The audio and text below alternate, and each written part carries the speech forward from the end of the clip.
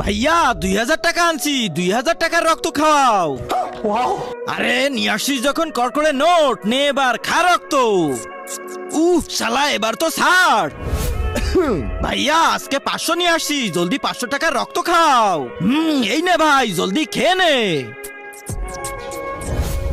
5000, 6000, 7000, 8000। এই দেখো, এটাই রক্তের মালিক। আরে মশা, তোর সাথে এটা কে?